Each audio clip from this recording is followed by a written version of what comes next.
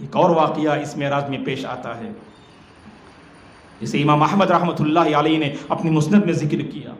ابن عباس رضی اللہ تعالیٰ عنہما فرماتے ہیں کہ رسول اللہ صلی اللہ علیہ وسلم نے فرمایا، مجھے اسراء اور معراج کا سفر کرایا گیا، میں نے ابراہیم کو دیکھا علیہ السلام، موسیٰ کو بھی دیکھا اور عیسیٰ کو بھی دیکھا علیہ السلام کو، اور دجال کو بھی دیکھا۔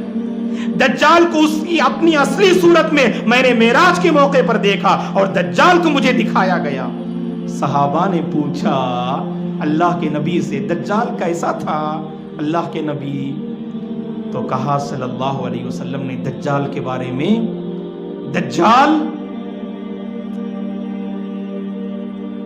عظیم الجثہ، بھاری بھرکم جسم والا، چاندی جیسا سفید رنگ دجال کا تھا، اور اس کی ایک آنکھ صحیح تھی اور وہ آنکھ روشن ستارے کی طرح چمک رہی تھی، اور اس کی پلکیں، اس آنکھ کی پلکیں درختوں کی ٹہنیوں کی مانند جو ہے لٹک رہی تھی اس کی پلکیں،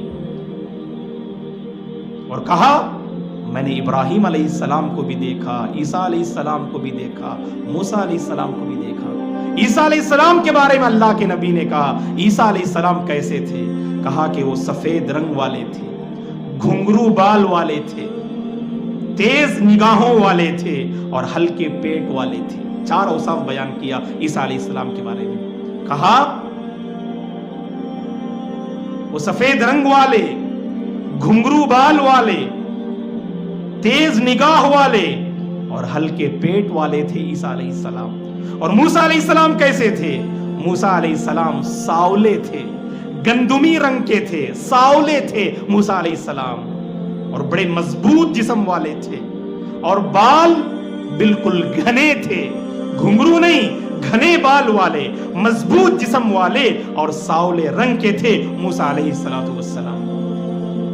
اور ابراہیم علیہ السلام کے متعلق کہا ابراہیم علیہ السلام کے جس کسی حصے کو میں دیکھتا، جس کسی عضو کو میں دیکھتا تو مجھے اس عضو میں اپنا عضو میں پاتا، بالکل میرے عضو کی مانند، میرے پارٹ کی مانند میں نے ابراہیم علیہ السلام کو پایا۔ کہا اللہ کے نبی نے آخر میں بالکل ابراہیم میرے جیسے تھے یا میں ابراہیم کے جیسے تھا۔